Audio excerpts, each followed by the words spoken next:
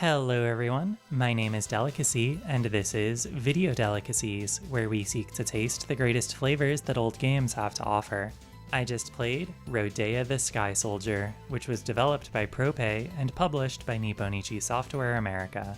It was released for the Nintendo Wii, Wii U, and 3DS in 2015. Let me reiterate, it was released for the Wii in 2015.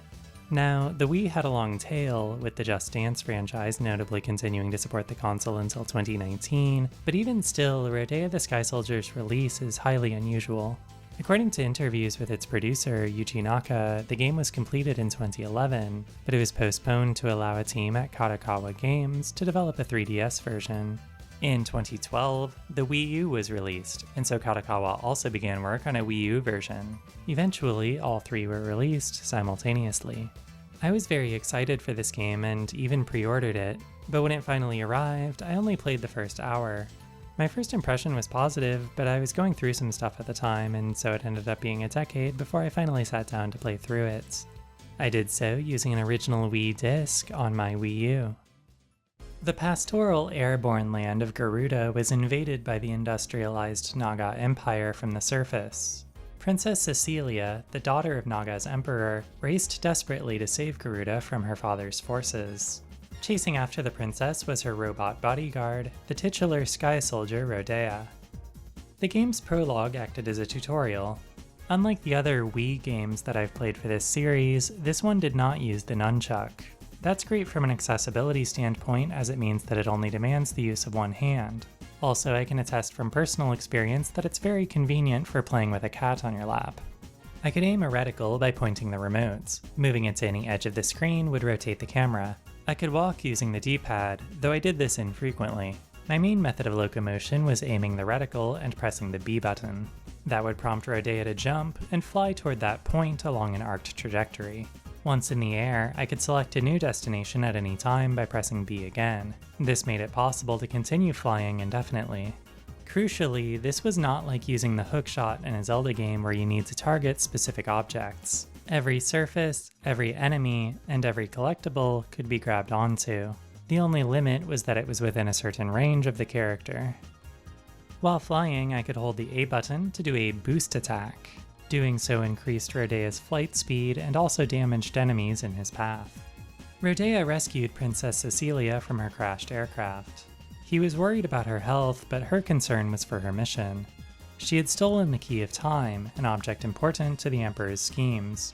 She broke the key apart and gave half of it to Rodea. She then asked him to escape separately from her. Rodea objected to this idea passionately. It's kind of refreshing to see a male protagonist being this honest about his feelings right from the start of a story. That's so rare. Or, on second thought, maybe he could stand to reflect on his emotions a little more. Rodea awoke sometime later. A young inventor named Ion had gotten him running again, though his arm was different now and he had lost most of his memories. All that he could remember was his promise to Cecilia that he would protect Geardo. The first proper stage was a test flight so that Ion could assess Rodea's condition. The basic collectible item in Rodea the Sky Soldier was the graviton. These gold chunks often appeared in lines guiding me in the correct direction. If I collected a graviton that was part of one of these formations, Rodea would automatically gather the rest in a manner reminiscent of Sonic the Hedgehog's famous lightspeed dash. The number of gravitons that I had acquired in a stage was shown in the bottom left. Reaching in increments of 100 would reward me with an additional life. There were also standalone 1-ups, which, in the classic style, depicted the hero's face. The life count was saved to my file rather than resetting at the start of a session, so I never ran out of them. Another collectible item was the Legacy medal. Each non-boss stage had 5 bronze medals, 3 silver medals, and 1 gold medal, and many of these were well hidden. Medals were never required to advance through the game, so I wasn't particularly thorough about searching for them, but it did feel rewarding whenever I stumbled upon one. At the end of each stage, I was assigned 2 ranks, one for clear time and one for gravitons collected. I think it's really smart that these 2 grades were tracked separately rather than being composited, as they encouraged contradictory playstyles. After the test was complete, Ion introduced Rodea to her grandfather. He explained that every 1,000 years, 4 structures called the Chronos Towers rose from the ground, connecting Geardo to the world below. This was how Naga had staged its invasion back in Rodea's time, and now, a millennium later, it was happening again. Prope was a small game development company founded in 2006 by Yuji Naka, the longtime Sonic Team producer, when he left Sega. Prope's first release was Let's Tap, a party game for the Wii that you play by placing the remote face down in front of you and then tapping near it. I had never heard of this one prior to researching for this video, but I'd like to try it out. I'm always interested in unconventional control schemes. Also, the main theme, which you're hearing right now, is super catchy. About a year later, Prope released Ivy the Kiwi, a puzzle platformer for Wii and DS. I played a bit of the DS version, seen here.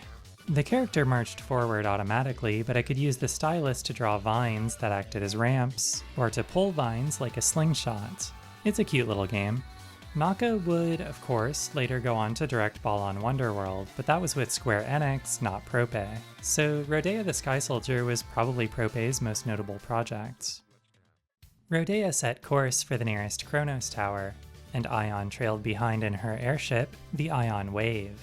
Rodea had 3 power-ups which were called gears. The first of these introduced was the machine gun. With this equipped, anytime I pressed the A button, Rodea would fire in the direction of the reticle, which could differ from the direction of his movement. The gun had unlimited ammo, but it would overheat if I fired too many times successively. This gear was useful when battling enemies, but there were also some obstacles that specifically required it. Rodea detected a signal coming from inside a large tree and stopped to investigate. Inside was a robot who looked similar to him, but with a cool scarf. This was Orthos, also known as R1. He referred to Rodea as R0, though Rodea didn't remember him. There was then a tussle between the two. Orthos had a barrier that I could break by shooting it with my machine gun. While he was vulnerable, I could close in with a boost attack to deal damage. Once I had landed 3 hits, the fight was over, and Orthos quickly made an excuse to get away. The trek to the Kronos Tower continued, but another diversion soon followed. The Ion Wave was running low on oil, so Ion sent Rodea to retrieve some. I love how this airship hangar looks. The orange highlights and blue shadows are especially pleasant, but I just generally adore this game's style of brightly colored steampunk. It was a fun area to navigate as well. I had a lot of freedom in how I approached 3D spaces, which made movement feel really expressive. Once I had the oil, my return trip was accelerated by the introduction of a second power-up, the Slide Gear. This one enabled the use of aero panels on floors and walls to move at high speed. It also allowed Rodea to go through otherwise impassable electric walls. A little later came the third power-up, the Lock-On Gear.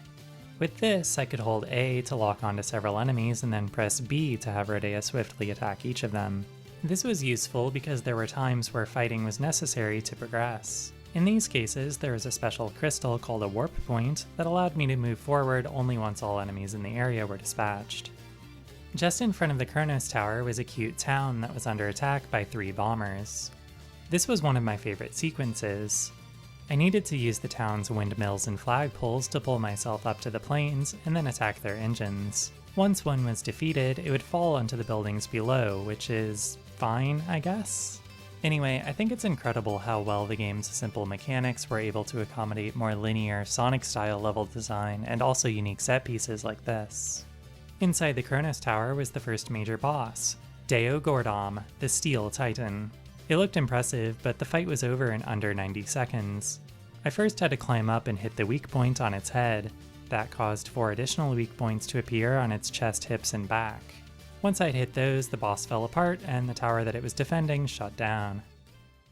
Rodea the Sky Soldier featured lots of voiced dialogue, most of it between Rodea and Ion. These frequently took the form of interstitial scenes where the characters were represented by exceedingly cute sprites, though there was a lot of chatter during gameplay as well. I really enjoyed the dynamic between these two. By the way, don't you need to go home? What do you mean? I mean, if you want to tag along, it's cool.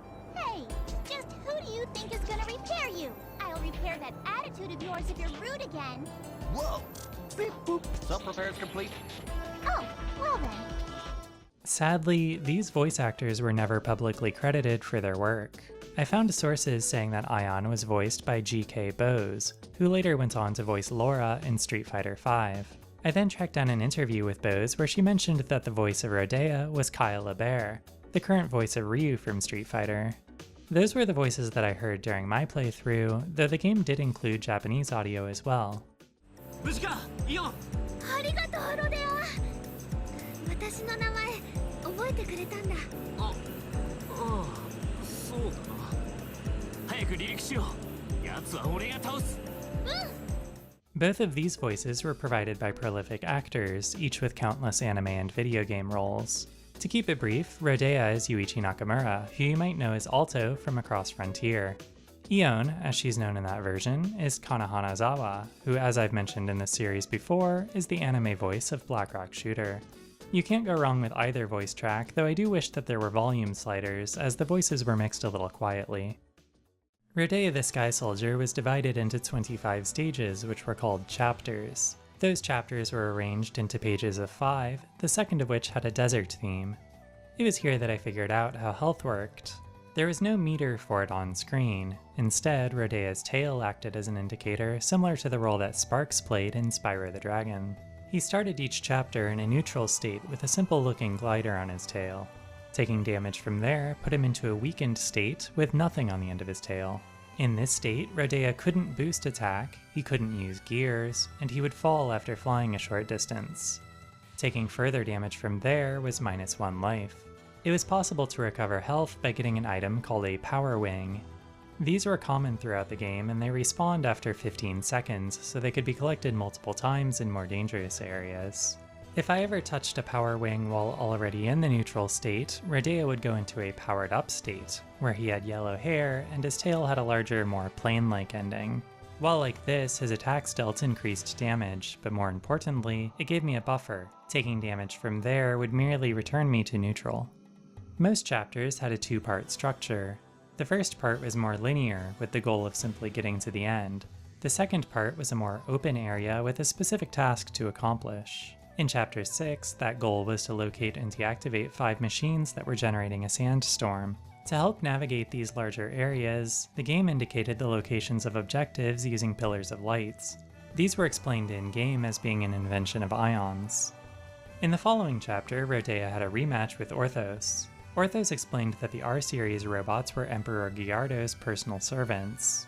Rodea siding with Geardo was unthinkable to him, but after the fight was over, he admitted to being jealous. Orthos died holding Rodea's hand. Rodea was shaken to have taken the life of another robot who, like him, had a heart. Chapter 8 had a cool segment where I needed to plant 3 bombs and then escape before they detonated 60 seconds later. I needed to smash a grate on the ceiling and then navigate through ducts that were filled with spiked enemies. I could either avoid those or shoot them, but shooting them created explosions. This was the first truly challenging part of the game, and I had a lot of fun doing it. The boss of the second Kronos Tower was Belhemous, the mighty sand dragon. I again needed to start by attacking a weak point on its head, but it was fast, so I needed to wait until it stopped to fire missiles at me.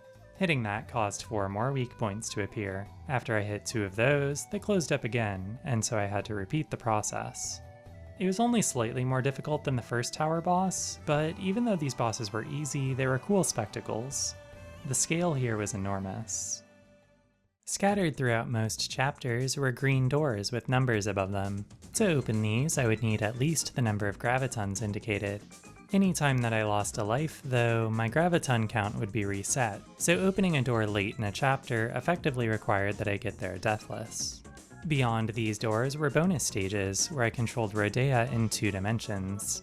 Unlike everywhere else in the game, the 2D world was very selective about what I could lock onto. Walls and other surfaces provided no help when it came to flying, forcing me to rely on other objects.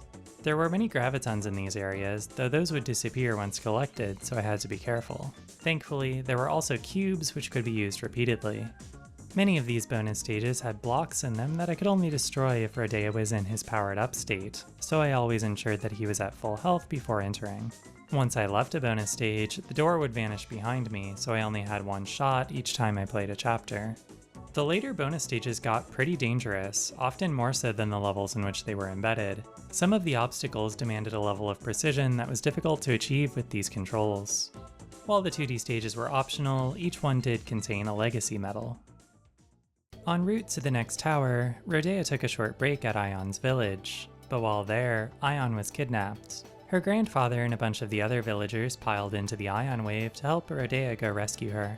While on their journey, they reminisced about Ion's childhood inventions, listing off a series of robots that she had made to help them with their, problems. Some locations contained strong winds. If I ever touched the ground in these areas, a meter would appear in the center of the screen. I would then have to play a minigame to determine whether Rodea kept his balance or was swept away. Since I was largely unaffected by wind while flying, this mechanic subtly encouraged me to try staying in the air for as long as I could, which I was generally doing anyway because it was fun. Eventually, Rodea caught up to Ion, who was with an R-series named R2 Rylus. This fight was pretty similar to the ones against Orthos, but the arena was very different this time. It took place on top of the Ion wave, which provided little room to stand on, and there were heavy winds, which would leave me defenseless against Rylus's attacks if I landed at the wrong time. So this game feels like it was definitely more difficult at some point in its development, and after testing, the team at Prope decided to address the issue by adding more Power Wing items to let the player heal themselves. I mention this here because there were 4 of them floating around this one tiny airship. It felt a little excessive. After the battle, Rylus made fun of Rodea's arm, but Rodea liked that arm because it was something that Ion made for him. Just as Orthos had been jealous of Rodea's relationship with the princess, Rylus envied his relationship with his mechanic. Once Ion was rescued, the group traveled to the 3rd Kronos Tower. This one was defended by Zolendark, the Crimson Steel Beast. After hitting its head, it had 8 additional weak points. The first 6 of them were trivial, but the 2 on the undersides of the wings were tricky. The big bird would sometimes fly through lava, so I needed to pay attention to my surroundings to be on the safe side of its body. After everyone returned home safely, one of the villagers had something to confess. Where to start? I was just outside the village basking in the sun when... Oh my, what a comfy looking birdie. Chirp chirp. Hey you, do you happen to know where Ion lives? Oh, you're quite the little talker. Ion's house is just that way. Thank you. And with that, this one's plan is ready to go. Oh my, a little birdie fairy. Bye-bye, birdie fairy. The next group of chapters took place in a snowy region, but Ion stayed cozy in her airship with a blanket and some tea. The music in this game was pretty nice. I especially liked the more chill tracks like this one. This soundtrack was composed by Takayuki Nakamura, who I'll admit that I hadn't heard of. That's probably because I've never played the franchise for which he's best known, Virtua Fighter. He also did the music for the later custom Robo games, which gives me another reason to look forward to playing those someday. Inside a frozen cave, Rodea found the wreckage of Princess Cecilia's airship. Lying in ambush was R3 Kelvis, a robot who called herself Rodea's little sister. In combat, she was distinguished from the other R-series by her teleportation. While Rodea was overwhelmed with flashes of returning memories, the cave collapsed, and Kelvis was implied to have been destroyed. Despite this, I had a feeling that this wouldn't be her last appearance. You see, when I defeated Orthos and Rylus for the final time, I unlocked those characters for use in multiplayer. Oh yeah, there's a split-screen multiplayer mode in this game. I haven't played it, but I think it's cool that it exists. It feels so out of time. Sure enough, Kelvis returned 2 chapters later just after Rodea had planted explosives on an enemy warship. I had 2.5 minutes to defeat her, but that was more than sufficient. Rodea knew that Kelvis had a heart because he had recalled a memory of her being sad after stepping on a flower. After the fight, she narrowly avoided making the same mistake. The bombs went off. Rodea escaped, but his sister didn't. The guardian of the final tower was Odeon, the Glacial Mech beast. This great ape only had 3 weak points after the initial one, but it would throw me off after each hit. Also, the final weak point was special. It was covered in ice too thick for me to attack directly, so I needed to hitch a ride on some debris tossed up by the boss's attacks and then strike a stalactite up above. It was kind of like the final boss of Commander Keen in Invasion of the Vorticaun's Episode 1 Marooned on Mars. The final R-Series robot, R4 Valgus, appeared. He had the other half of the Key of Time, the one Rodea had last seen with Cecilia. The implication was clear. After forcefully taking Rodea's half, he reassembled the key and used it to open a portal to 1,000 years in the past. The Naga Empire had greatly declined since their previous invasion, and Valgus wanted to reclaim their former power. He also taunted Rodea with the possibility of going back to save Cecilia. Rodea couldn't pass up on the opportunity. Leaving Ion in the present, he traveled back. So my preference is generally to play the oldest versions of games. I'm not a stickler about it, I'll sometimes play a remaster if it's convenient, but in most cases I'd rather experience games as they were historically. So I probably would have played this version of Rodea regardless, but I still think it's incredibly funny that, on the day of its release, Yuji Naka personally tweeted out that people should play the Wii one. After I completed that version, though, I did sample a taste of Kadokawa's Wii U one to see how it differed. What quickly became apparent was that this was not a remaster. This was something more uncanny, a different game with the same cutscenes. The Wii U version cut the motion control element entirely. The left stick aimed the reticle, and the right stick controlled the camera. It also removed one of my favorite aspects of the game, the ability to stay airborne indefinitely. In this version, there was a flight energy gauge displayed around the reticle that depleted whenever Rodea was flying. If it ran out, he would fall. Collecting gravitons would refill the flight energy, letting Rodea stay in the air for longer. So maybe this was done to give them more of a function? Even so, it was a confusing change. Another major difference was that enemies would randomly drop parts, which could then be used to permanently upgrade Rodea's stats and teach him new abilities. The original game didn't have anything like this because it didn't need it. Finally, this is obviously subjective, but I think this version just looks a lot worse. Desaturating all of the colors like this is criminal to me. Overall, I feel extremely validated in my decision to stick to the original. The Wii U one did have volume sliders though, so, you know, that's something. Rodea arrived in the past at the very moment that it was too late to save Cecilia. Emperor Geardo attempted to intimidate him, but Rodea remained resolute. And he wasn't alone. The Ion Wave had followed him.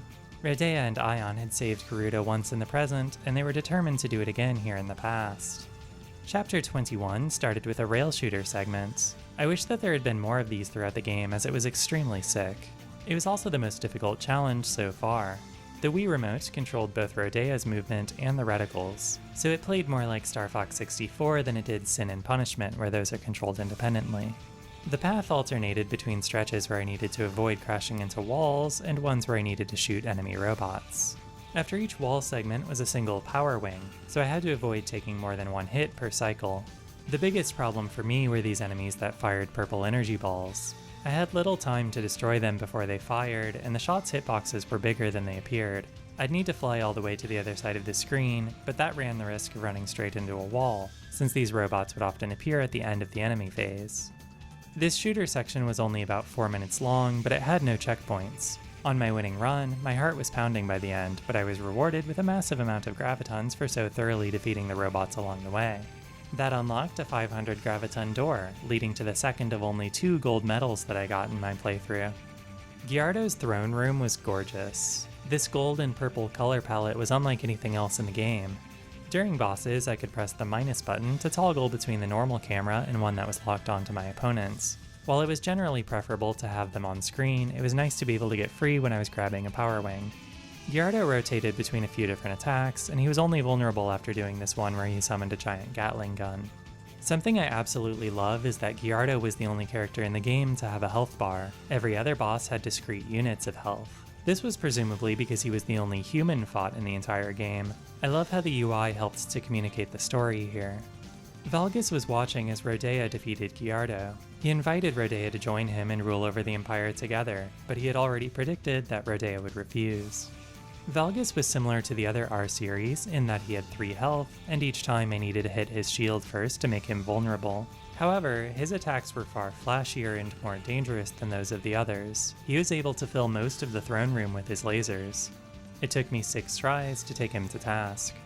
Valgus seemed to have lived a miserable existence. He and the other R series had been forced to act out Geardo's orders for the past millennium. It was tragic that this was their only freedom. There was still one final chapter, but first, let's take a moment to look at Rodea the Sky Soldier's boxes. I'll begin with the Wii version, which, aside from the logo, is the same across regions. I'm a huge fan of this art. This game has strong character designs, and all 3 central characters look great here. It's also fun to have the antagonists represented in the background, though this choice did lead to the box being a little dark relative to how the game itself looks. At least in North America, the Wii version was packed in with the Wii U version, which means that this was actually the inside of a double-sided cover. Here's the front. We see only one of the characters here, but his pose communicates pretty clearly what the game is like, and the colors are much brighter too. It's an extremely pretty box. The two sides are very different, but they're both quite good. Japan's Wii U box does not appeal to me as much. It does depict one of my favorite chapters, but I think the plane and the machine gun are not the strongest components of the game aesthetically, and combined with the title, they might give the impression of a more military-centric game than it actually is. Both regions' 3DS versions used the art that we saw on the first Wii U box, though they had different ideas of how the background should be cropped and rotated to fit the square frame. I think I prefer the one on the left's interpretation overall, though Rodea himself stands out better against the blue sky in the one on the right. Finally, here's the North American Limited Edition. I didn't care for the desaturated colors of the Wii U game, and this art takes that choice to its extreme. Trying to sell this game with this overly serious tone and borderline religious imagery is really missing its appeal. I would much rather they had simply gone with the regular key art for this version, which is precisely what its Japanese counterpart decided to do.